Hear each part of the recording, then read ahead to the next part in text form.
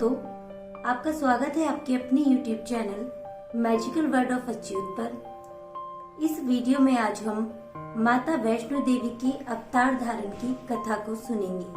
भक्तों, कथा आरंभ करते हैं। माता वैष्णव के अवतार धारण की कथा। देश में विपरीत परिस्थितियां होने पर समय समय पर महाशक्ति ने अपने अपने भिन्न रूप धारण कर दुष्टों का नाश व भक्तों की रक्षा की है। देवताओं के एकत्रित तेज समूह से उत्पन्न महाशक्ति ने ही कालांतर में महाकाली, महालक्ष्मी एवं महासरस्वती का रूप धारण किए। यह तीनों रूप रज, तप एवं सात्विक गुणों के प्रतीक हैं। त्रेता युग में जब इस पृथ्वी पर रावण, कुंभकर्ण, ताड़का, खरदूषण आदि दैत्यों ने अत्याचार आरंभ किए, तब महाकाली, महालक्ष्मी एवं महासरस्वती तीनों महाशक्तियों ने धर्म की रक्षा के लिए अपने तेज समूह से एक दिव्य शक्ति को जन्म देने का निश्चय किया। तीनों शक्तियों के स्वरूपों से तेज एकत्रित हुए और संयुक्त होकर एक सुंदर दिव्य कन्या के रूप में प्रकट हो गए। उस कन्या ने महाशक्तियों से पूछा, आपने मुझे क्यों उत्पन्न किया है? उत्तर मिला कि इस संसार में हमने तुम्हें धर्म की रक्षा एवं प्रचार के लिए प्रकट किया है। अब तुम दक्षिण भारत में रत्नाकर सागर के घर पुत्री बनकर जन्म लो। वहाँ तुम भगवान विष्णु के अंश से अवतार धारण करो। उसके पश्चात तुम आत्म प्रेरणा से धर्म की रक्षा एवं प्रचार करोगी। महाशक्तियों की आज्ञा अनुसार दिव्य कन्या ने रत्नाकर सागर के घर में अवतार धारण किया। कन्या का नाम त्रिकुटा रखा गया।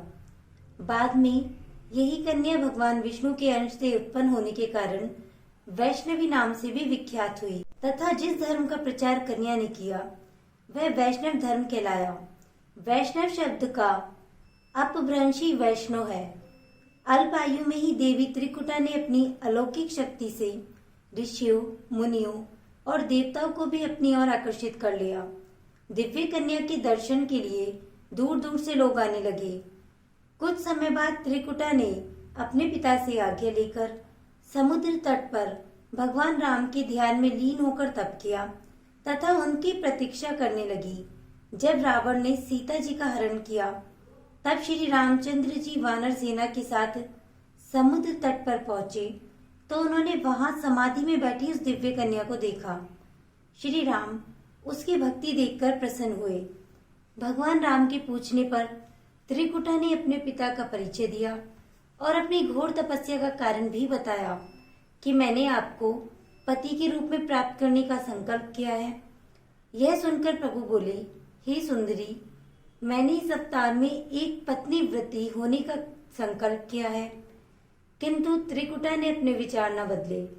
अंत में भगवान राम ने कहा कि मैं एक बार तुम्हारी कुटिया पर भेष बदल कर आऊंगा। यदि फिर भी तुमने मुझे पहचान लिया तो मैं तुम्हें पत्नी रूप में ग्रहण कर लूंगा। लंका से अयोध्या लौटते समय भगवान वृद्ध साधु का रूप धरकर वहां गए। कन्या उसे पहचान न सकी।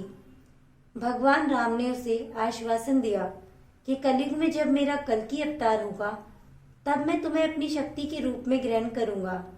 उस समय तक के लिए तुम उत्तर भारत में मणिक पर्वत के 3 शिखरों वाले त्रिकुट पर्वत पर गुफा में, जो द्वापर में पांडव व श्री कृष्ण द्वारा 3 पिंडियां स्थापित करेंगे, उनमें 3 महाशक्तियों का निवास होगा जो महाभारत काल में उनकी रक्षा करेंगी। उन महाशक्तियों के नाम हैं महाकाली, महालक्ष्मी, महासरस्वती। तुम उस त्रिकुट पर्वत पर, जहाँ शीतल जल सदैव प्रवाहित रहता है, वहां पहुंचकर तपस्या में लीन हो जाओ। वहां पर तुम अमर हो जाओगी।